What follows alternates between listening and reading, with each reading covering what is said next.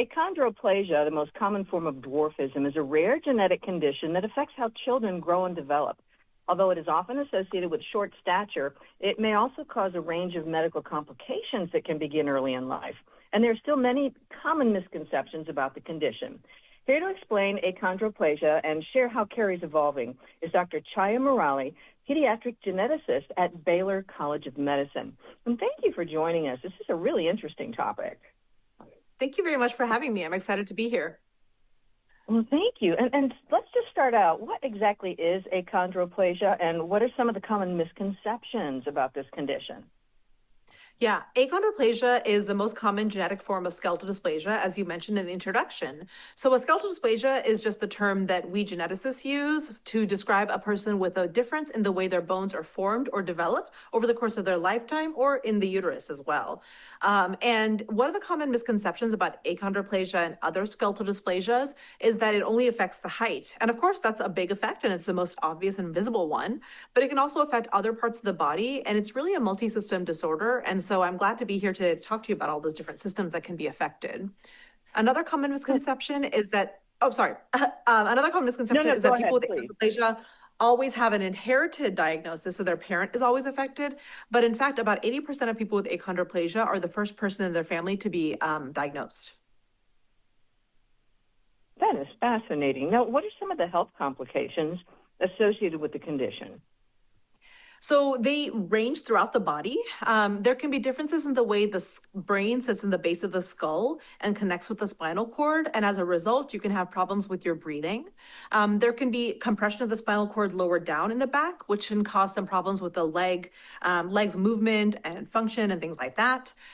You can also have differences in your ear canals. So they all have kind of differently shaped ear canals compared to typical people. They're often narrower, they're often more horizontal throughout their lifetimes as opposed to kind of narrow angling downward. And that can cause them to have recurrent ear infections and problems with hearing as a result. And lastly, because the anatomy of their face is shaped a little bit differently than typical people, they tend to have often problems with their breathing in terms of gaps in breathing or things like that at night or during the day. And those are just a few of the potential complications. There are others that need to be looked out for as well. Gosh, this is just something I had never really thought very much about. And also, it's just, how in the world do you diagnose this? And why is this important?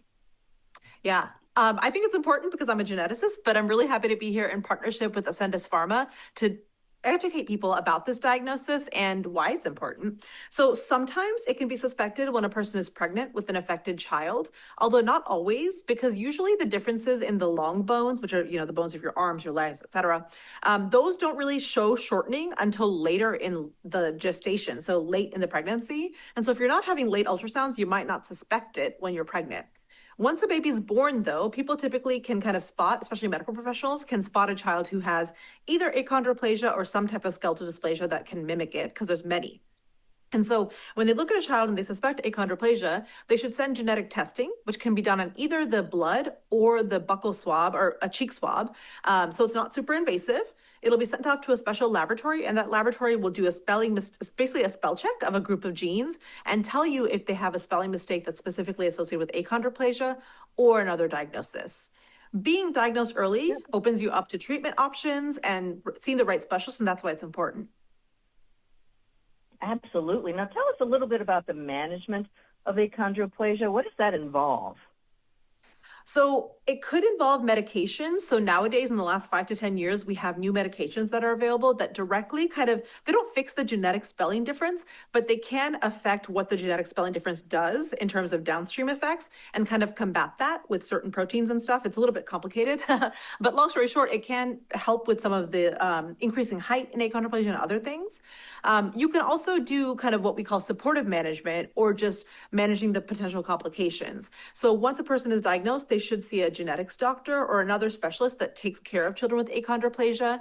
We might refer them to get an MRI of the brain or a sleep study to look for some of those complications I mentioned earlier.